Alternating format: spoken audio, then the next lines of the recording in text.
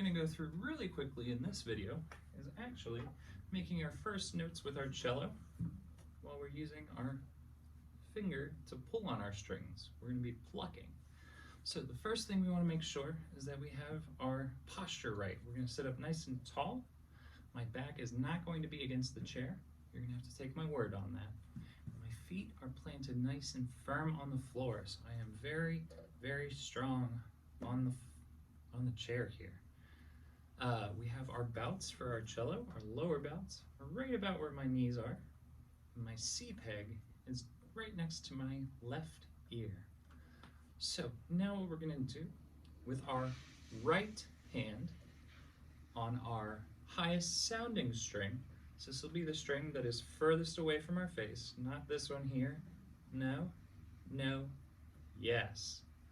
This is our A string, and what we're going to do is we're going to pull on our A string, and our index finger is actually going to come to a rest against our next string over. It's going to act like a backstop that we have in baseball, where a backstop would stop a baseball that gets loose and gets behind everyone. The string is going to catch our finger, so that way our finger doesn't go flying too far this way. So what we're going to do is we'll play this note 4 times on our open A string, our highest string, and our index finger is going to kind of make little circles as we go around. So that way we can get our playing nice and together. So it's going to look like this. 2, ready, 4 times. Here's A, A, A, A.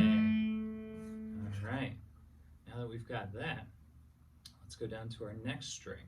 Our second highest string is our D string. We're going to do the same thing. We're going to let our finger come to a rest against the string to its right, and we're going to get this nice circle with our index finger as we're plucking the string. Let's go ahead on D 4 times. Ready? And here's D, D, D, D. Good. Let's go down to our next string. This is our G. This is our second lowest. We're going to do the exact same thing again 4 times on G. Ready? And here's G, G, G, G. Good. Let's finish off with our bottom string. However, what do we see? There's no extra string for our finger to come against and rest on. So what we're going to kind of do is use our thumb as a way to stop our finger from going too far. You can see I'm kind of pulling my index finger right into my thumb there, kind of like I'm pinching air. So let's go ahead.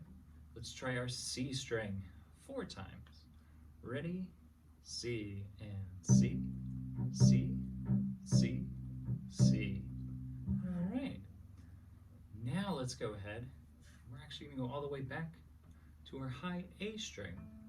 We're going to pluck our A string 4 times. Then we're going to rest for 2 counts. While we're resting for 2 counts, we're actually going to move our hand over to our D string. We'll play that 4 times, move down. Let's go ahead and let's give that a shot. 1, 2, ready on A. Here's A, A, A, A, moving to D and D, D, D, D, moving to G and G, G, G, G, moving to C and C, C, C, C, and off. Good. So now we've plucked all 4 of our open strings and we've worked on our way down. The other thing you can try is starting on our low C string and working our way up. Anyway, hopefully this goes well. Happy practicing.